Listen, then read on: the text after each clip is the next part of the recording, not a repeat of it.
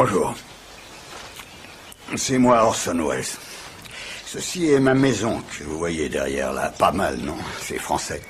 Je me permets d'interrompre ce film parce qu'on se fout un peu de ma gueule. C'est du vol et du plagiat. J'aime pas trop les voleurs et les fils de pute.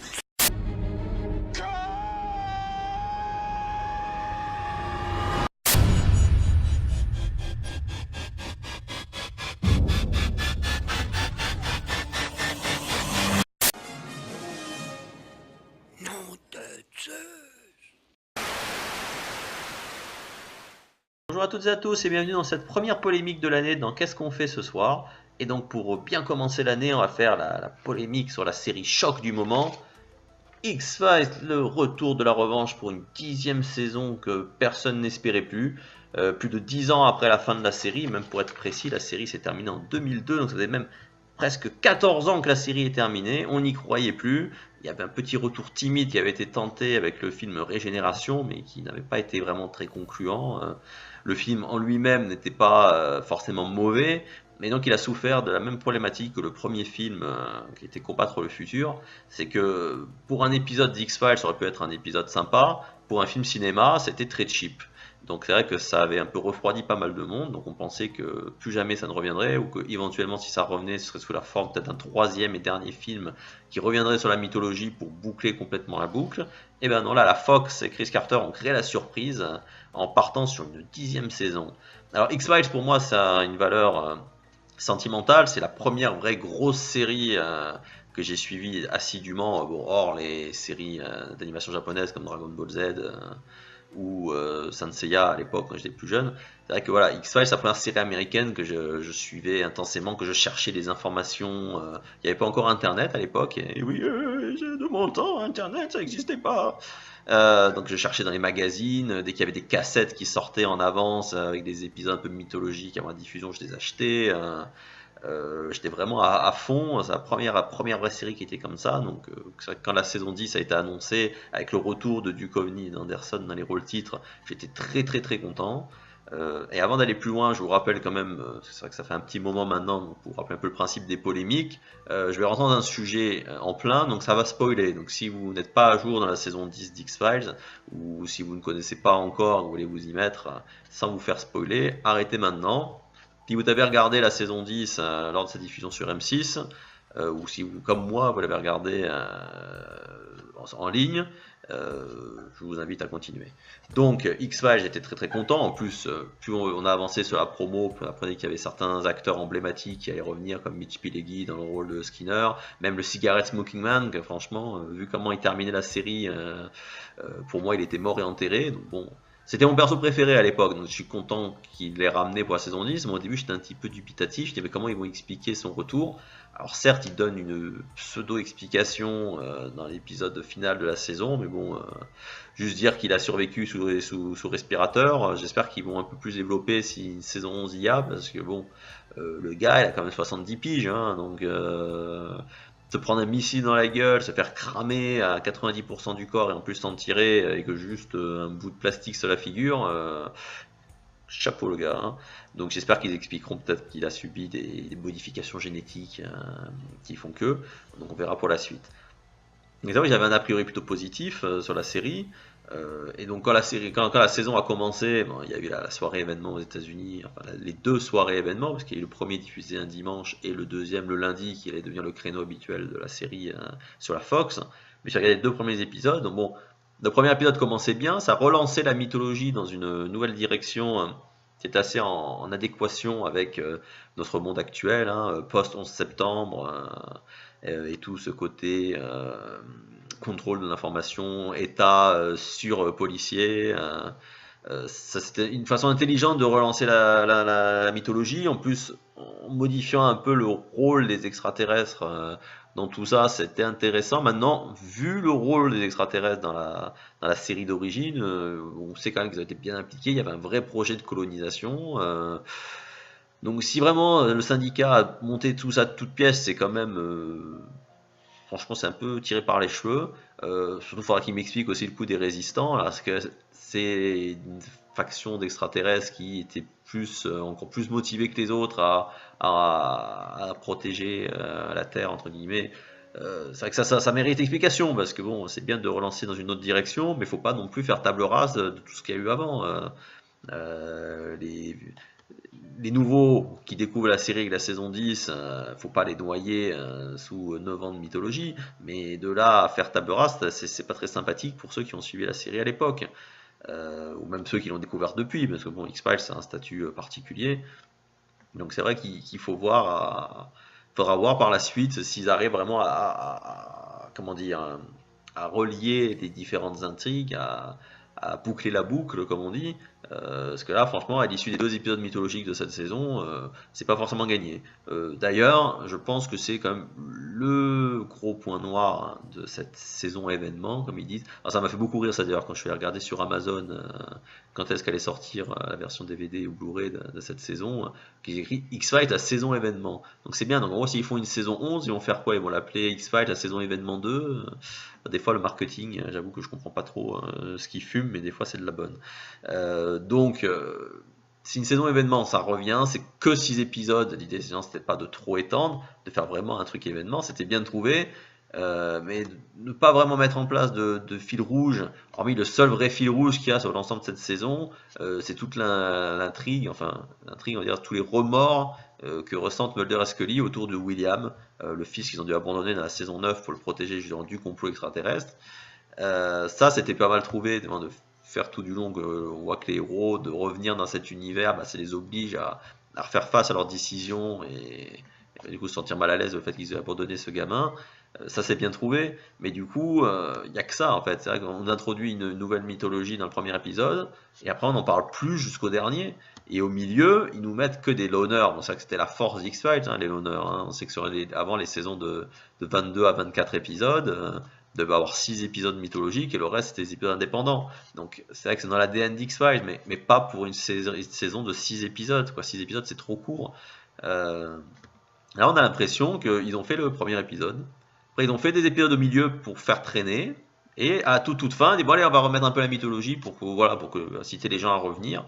Et c'est dommage, surtout qu'en plus, si encore les épisodes au milieu, ça avait été du niveau de ce que nous avait habitué X-Files dans ses premières années, comme des épisodes avec Jane Tooms ou l'homme Douve, ce genre de loner, ça c'était très très bon. Là, les loners qu'ils ont mis en place, ils sont juste moyens, quoi. Le deuxième avec les 2 gamins qui ont des pouvoirs psychiques.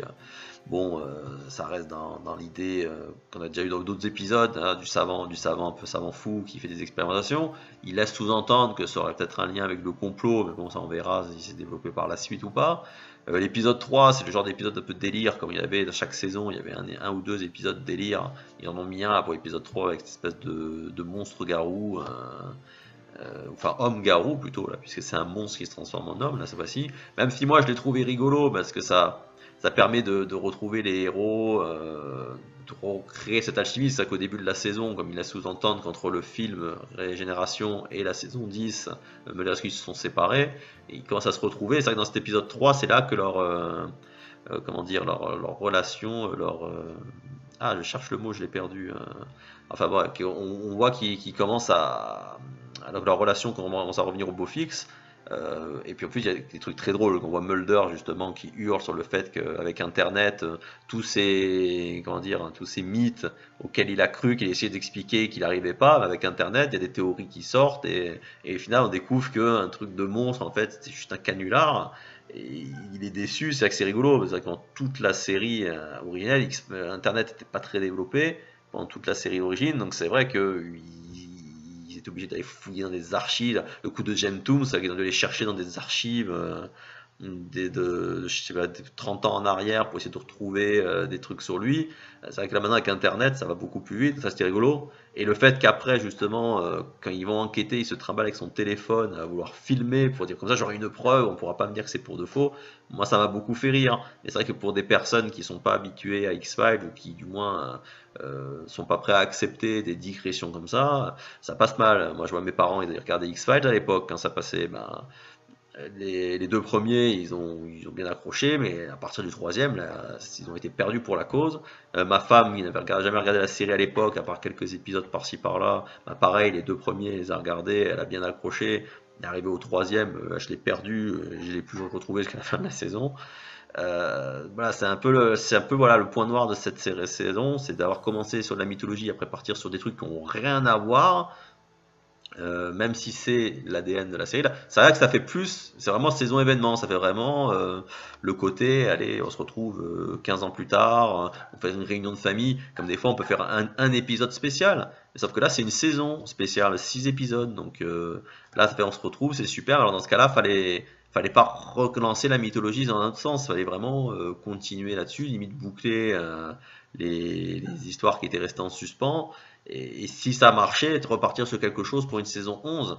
Là, ce qui est vraiment dommage, c'est qu'on se perd. Pareil, l'épisode 4, avec le monstre des poubelles, ça c'est un épisode typique aussi d'X-Files. Là, on retrouve un monstre qui est assez intéressant dans son traitement. Bon, à la fin, par contre, là, ils ont payé le délire sur son créateur, une espèce de SDF, qu'on dirait qu'il est sous acide. Quand il raconte comment il l'a créé, ça fait tomber un peu le truc à plat. Après l'épisode 5, avec le truc du terroriste, ça colle à l'actualité, mais c'est vrai que ça fait pareil, cheveux sur la soupe, quoi, ça vient là. Alors certes, ça permet d'introduire les espèces de doppelganger de Mulder et Scully, là, avec les agents Miller et Einstein. C'est rigolo, là aussi, c'est vrai que c'était déjà arrivé qu'ils rencontrent plus ou moins des sosies, puis même d'ailleurs, dans les dernières saisons, Monica Reyes et John Doggett, c'était un petit peu des Mulder et Scully inversés, quoi, avec là la fille qui croyait, le mec qui était sceptique. Euh, donc c'est déjà arrivé dans l'histoire de la série, mais donc là pareil, ça arrive en fin de course. On les voit apparaître dans les deux derniers épisodes, mais on comprend pas trop leur intérêt, quoi. Bon, mis à part qu'Einstein aide un peu Scully sur la fin, mais bon, ce qui est dommage, c'est voilà, c'est qu'ils ont trouvé ces nouveaux persos là. C'est bien, il faut un peu remettre du sang neuf, c'est bien de ramener les vieux persos, mais il faut réinjecter du sang neuf. Mais c'est vrai que voilà, ils arrivent tardivement, ils sont dans des rôles où des anciens personnages auraient très bien pu être, je sais pas. Le personnage de Doggett, ils en parlent pas du tout. Alors peut-être que Robert Patrick n'était pas disponible ou qu'il avait pas envie de revenir dans X-Files, je sais pas. Mais c'est vrai que ça aurait pu être pas mal, quitte à ce qu'il y ait des agents qu'il y ait ces deux personnages qui viennent leur demander leur aide dans l'épisode 5, pourquoi pas, mais dans l'épisode 6, lors du complot, ils auraient pu ramener d'anciens persos. Dans l'épisode, ils ramènent Monica Reyes. Bon, ils la ramènent de façon un peu hasardeuse, j'ai trouvé, parce que bon, vu le personnage comme il a été présenté pendant la saison 8 et surtout la saison 9, où elle a été très mise en avant, puisqu'elle a pris la place de Scully dans l'équipe. On ne laissait pas du tout supposer qu'elle pouvait d'un secours retourner sa veste pour sauver sa peau en travaillant pour l'homme à la cigarette, quoi.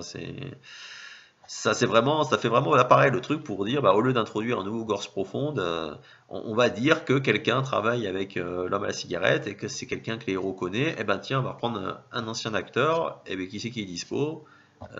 C'est Annabeth Gish pour ce personnage. C'est un peu dommage pour faire truc comme ça, parce que surtout, voilà, c'est pareil, ce dernier épisode, c'est un peu une déception, parce qu'ils nous font, d'un seul coup, la mythologie qui était restée en suspens pour toute la saison, ils nous la balancent, mais super vite, avec cette histoire de pandémie mondiale. Et en plus, c'est maltraité, parce que là, on voit que du microcosme de l'hôpital où se trouve Scully. Et pour l'information, tout ce qu'on a, c'est ce fameux présentateur d'une émission sur Internet qui avait été présenté dans le pilote, qui va couvrir le truc, qui dit ah mon dieu, et il n'y a que lui qui en parle. Ce qui est génial, c'est que c'est un événement mondial, ça se touche tous les pays normalement, il y a des tas de morts, mais il n'y a que un mec sur internet qui en parle. On voit même pas un moment du journal de Fox News ou de je sais pas où. Non, il n'y a que ce mec là qui couvre l'événement le plus important pour l'histoire du monde, que c'est un peu l'anéantissement de l'humanité qui est en train de se profiler, mais à part ça tout va bien. Donc ça aussi c'était un petit peu too much. Alors, par contre, j'ai bien aimé le face-à-face final entre Mulder et l'homme à la cigarette. C'est toujours des grands moments dans X-Files quand ces deux personnages sont face à face. Puis comme je vous disais, moi l'homme à la cigarette c'est mon perso préféré, donc j'étais très content de le retrouver là. Mais bon, voilà, c'est vrai que c'est dommage. Des extraterrestres qui étaient mis complètement de côté dans tout le truc, ils nous les font sortir, là, dernier épisode, il y a une soucoupe qui débarque. Alors, est-ce que c'est vraiment eux ou pas? Est-ce qu'on sait pas, parce qu'il y avait une soucoupe qui était apparue dans l'épisode 1 pour faire exploser la voiture de la jeune fille qui s'était fait kidnapper. Donc, est-ce que c'est encore un ovni qui bosse pour le gouvernement? Est-ce que c'est vraiment des extraterrestres? On ne le saura que si saison 11 il y a. Même philologiquement, il devrait y avoir lieu, puisque la série a très très bien marché aux États-Unis. Je sais pas en France comment ça s'est passé sur M6, mais en tout cas aux États-Unis, c'est vrai que ça a eu un bon retour. Donc je sais qu'ils sont en discussion pour en faire une 11e. Donc, après tout, pourquoi pas.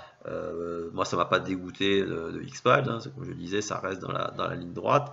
Après, c'est sûr que j'étais très content de retrouver, ça a été agréable, mais j'étais pas non plus en transe, écumant devant mon ordinateur, dire ah, qu'est-ce qui sort le nouvel épisode? C'est un peu dommage, c'est vrai que sachant qu'X-Files, comme je vous le disais en introduction, c'était la série culte pour moi à l'époque. Franchement, c'est un peu déçu, quoi. Donc maintenant, la prochaine série dans le même genre qu'il va avoir, ça va être Twin Peaks l'année prochaine. On va voir si ils vont réussir, hein, à faire un retour aussi bien accueilli par le public, hein, ou en tout cas par l'audimat, mais peut-être plus en adéquation, on va dire, avec la série originelle.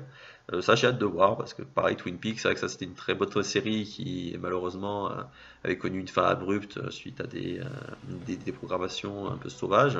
Donc retrouver la série 20 ans plus tard, ça peut être très sympathique. Mais là, je dis Crest, on est en train de parler de X-Files. Donc voilà, écoutez, cette saison 10, c'était bien, mais sans plus. Si je devais lui donner une note, alors c'est une polémique, donc je fais pas de note, mais bon là, tant que j'y suis, c'est vrai que ça aurait pu faire un épisode normal de Qu'est-ce qu'on regarde ce soir. Je lui mettrais 6,5, parce que c'est un retour qui est pas non plus mauvais, hein. Les acteurs sont toujours très bons. Alors Duchovny, Anderson, eux, malgré toutes ces années où ils n'ont pas joué les rôles, ils sont toujours dedans. On est vraiment dedans. Bon, apparemment en VF, ça passe moins bien Scully. Bon, faut dire que l'actrice qui l'a doublé à l'époque, elle est morte, de ce que j'en sais, donc ils ont dû prendre quelqu'un d'autre. Cette personne était moins dans le rôle, mais en tout cas des échos que j'en ai eu, c'était pas très convaincant. En tout cas, en VO, voilà, ça passe super. Tous les anciens acteurs, ça fait vraiment plaisir de les revoir. Matthew Pellegrini, William B. Davis pour le rôle de l'homme à la cigarette.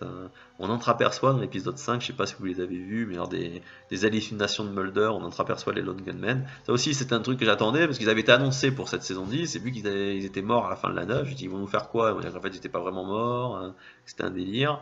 Donc j'étais un peu dubitatif. Bon là, c'est rigolo, mais en fait, ils les ont fait apparaître dans une hallucination de Mulder.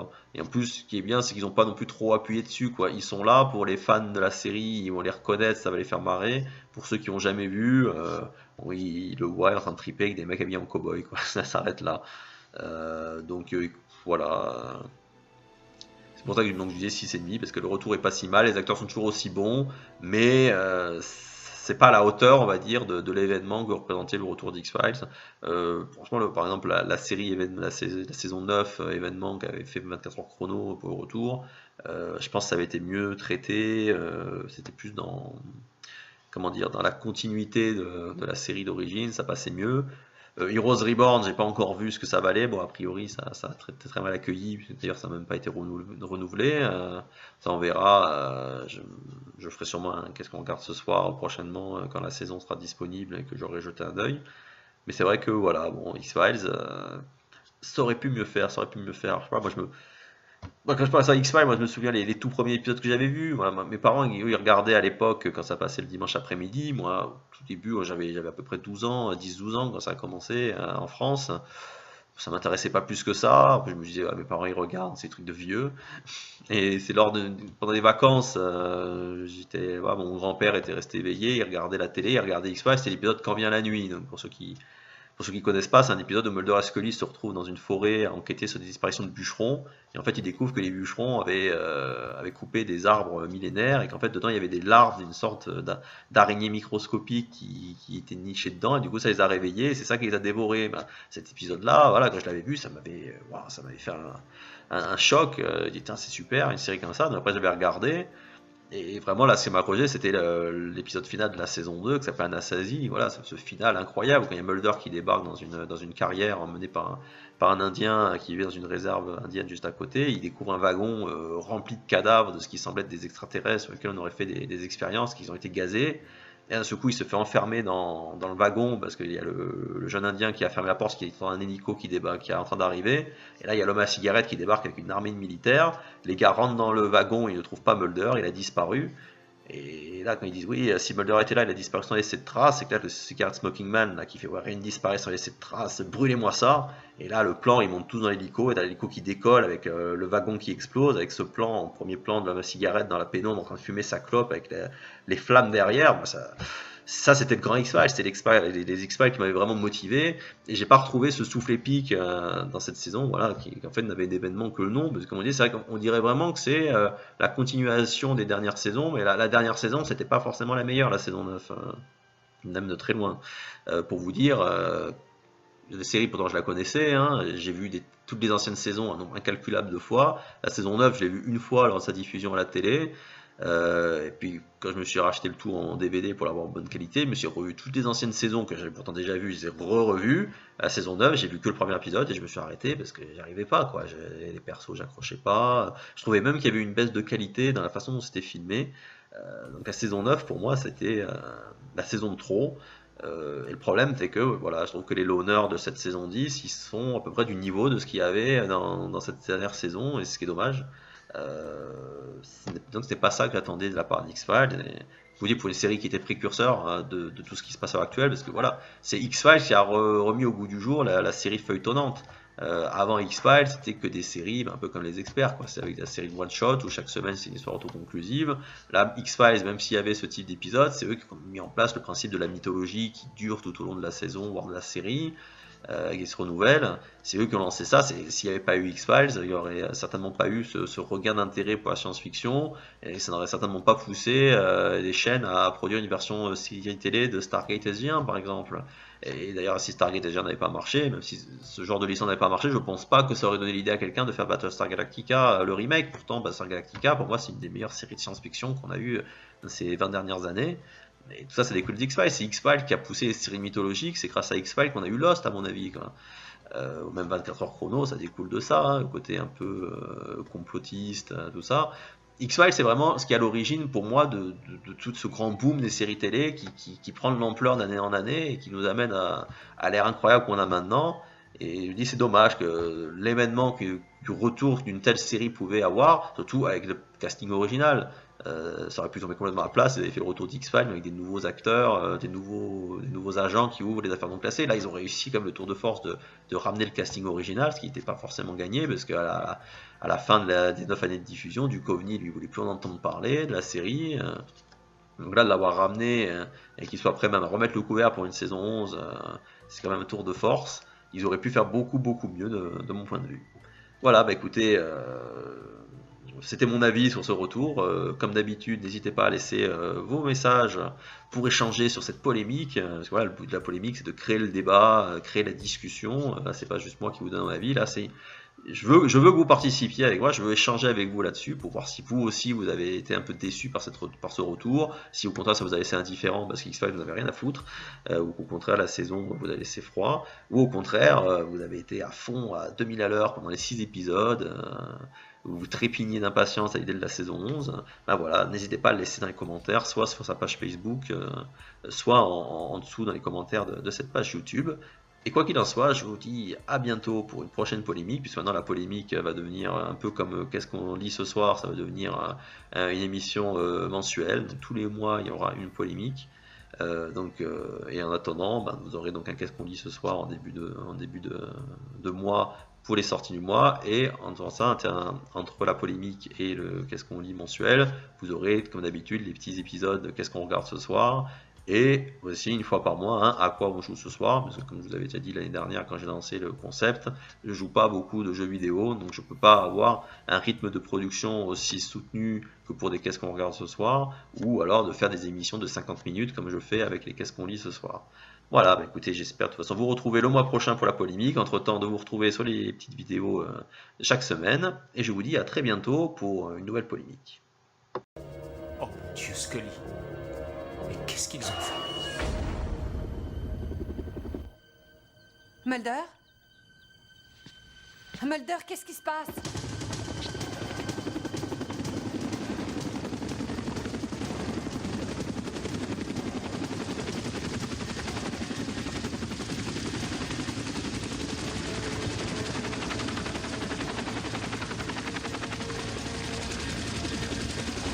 Allez-y!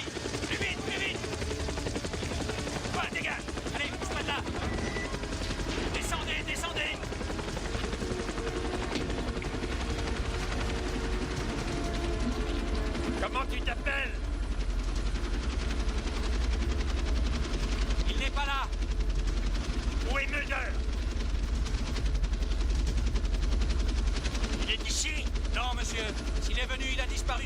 trace. Rien ne disparaît sans laisser de traces. Prenez ça.